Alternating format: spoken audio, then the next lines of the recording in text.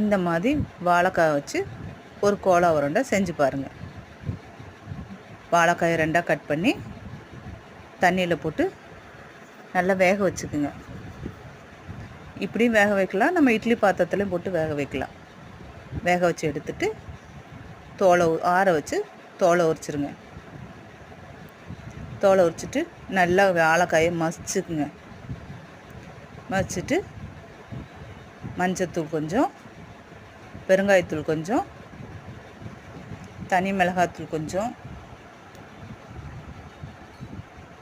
கொத்தமல்லி தழை, கருவேப்பிலை தழை, உப்பு தேவையான அளவு உப்பு எல்லாம் போட்டு நல்லா பிசைஞ்சுக்குங்க.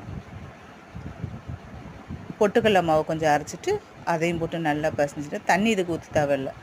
அப்படியே உருண்டை பிடிச்சி வச்சு உருண்டை பிடிச்சிட்டு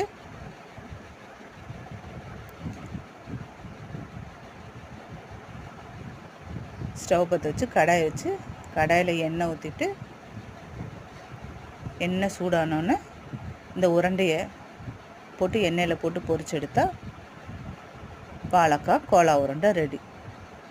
இது டேஸ்ட்டு சூப்பராக இருக்கும். நீங்களும் வீட்டில் செஞ்சு பாருங்கள். எப்படி இருந்து கமெண்ட் பண்ணுங்கள், லைக் பண்ணுங்கள், என் சேனலுக்கு சப்ஸ்கிரைப் பண்ணுங்கள். தேங்க்யூ.